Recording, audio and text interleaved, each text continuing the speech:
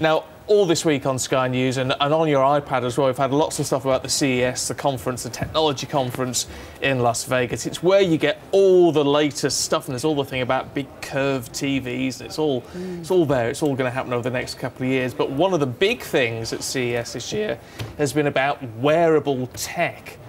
Love it. Love the sound of it. Technology journalist Julia Hardy is going to explain all. It sounds complicated, doesn't it, Julia? All of CES right now. All of CES right now. 2 minutes. Go. The point is, we've all heard of Google Glass, and I mean, yes, that's the sort of element we're talking about, isn't it? So, okay, yeah, Google Glass, if you haven't seen it, it's sort of like frameless glasses which have like a kind of little cube in the corner where you can basically look up and you effectively get sent sort of messages, or if you want to get directions, things like that, you can basically use voice control and tell it you want to find which way you want to go, and it will naturally show you where you have to go. You can kind of, if you hear a music track that you like, you can ask it to then find out. You can Google, so if you want to Google some information as well. And it films as well, doesn't it? It films as well, takes pictures, stuff like that. You have to link it to a smartphone. Currently, at the moment, it's not in its consumer iteration, so it's still in its kind of development stage. So they basically they call them Google Explorers, and they pay sort of $1,500 for the version of the Google Glass, so they can make apps and stuff like that. One of the most interesting apps that I saw in development, now this isn't endorsed at all by Google, I should say, is the name tag app. Now, what this does is, if say you want to go dating, and you just want to look at me. I don't know. You're here. I just wanted to include you in the conversation. It's fine. It's for all.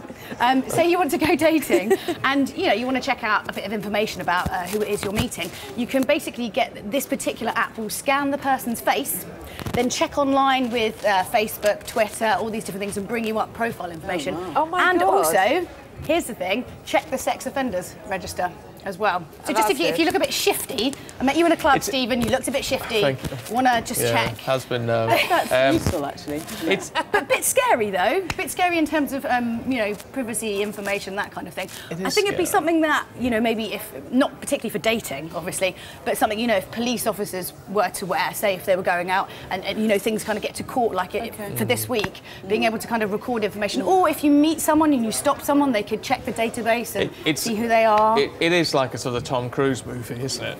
It is. Which is interesting. A lot of life is a lot like a Tom Cruise movie because he's done so many. It is turning that way. Look, I mean, it's interesting because obviously Google Glass, a lot of the focus is on the camera on that, as you say. Yeah. A lot of the other wearable tech we're looking at is these connected watches. I mean, and certainly of the brands, one of the big ones is Pebble. So kind of Pebble was the big sort of push for wearable because it started as a Kickstarter-funded project. I think they originally asked for $100,000. They ended up getting in total $10.2 million, which is quite dramatically a lot more. So effectively, Pebble's, it's a smartwatch, so it links to iOS and to Android, so it will kind of alert you if you have like tweets, WhatsApp messages, Facebook messages, stuff like that, so you can read them. You can answer the calls and call screen, but you can't answer it and use it like you can, say, with the Galaxy Gear. Right. So this is kind of, right, okay. The reason why Pebble's in the news as well is because obviously at CES they announced that the next iteration, which is Pebble Steel, which is, because the original one was quite plasticky. Yeah, that's the Pebble Steel that we showed there, which looked nice. Yeah, Pebble Steel, so it's, brushed aluminium, because everyone likes brushed aluminium. So it's a bit more expensive. It does a lot of similar things. I suppose the biggest new thing is that they'll have like a Pebble app store, so they're going to start, there's over 3,000 developers making apps specifically for the watch, which is quite exciting. Yeah, it is quite exciting. My head hurt. But here we go. We've flicked on already to Samsung here, so let's talk Galaxy Gear because you've got one there. I've brought actually one with me. I was almost calling the police there by accident. Right. So hold that one up to camera 7 for us. Well, there we go. So this is the Galaxy Gear. So of course, this one doesn't work on iOS. You have to link it to your Samsung phone. But what it can do. Screen's gone. Okay. Oh wait, sorry. Well, I should have done my nails before doing this, I feel. So you can check your notifications. I'm doing this via the screen. You can do voice memos, I think that is from there. Voice memos. You can actually sort of say set timer in a really cool sci-fi way and it will set a timer. You can record videos, so and it's got a pedometer as well if you want that sort of thing. So yeah, if I want to record a video, if I come out of this, I can go down here.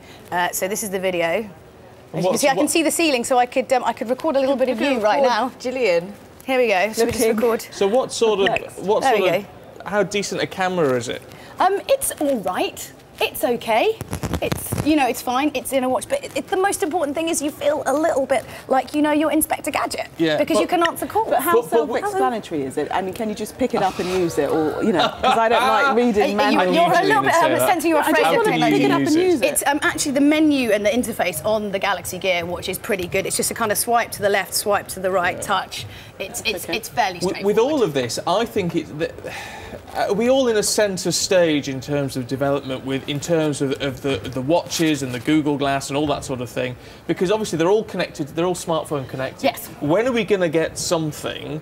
I mean, are they looking at developing something which is self-contained? Yeah. So you're not actually having to carry around an extra piece of kit. They're moving more towards where you're not going to have linked apps. Because to like get the apps on screen, here, isn't it? you have to have the apps on here, and there's going to be a point where they'll have enough memory and stuff like that in the actual smartwatches where you can just run like their own apps, basically.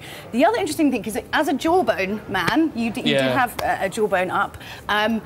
They're bringing out this new thing called the Sony Core, which they just announced at CES. So normally, like these kind of fit bands, wristbands, that kind of thing, they'll have, you know, like what your physical activity is, the Jawbone and others. Many of them sort of, you know, work out what sleep you've got, if it's good, you know, what your exercise is. So the Sony Core is kind of taking it to the next stage in that it's a life logging.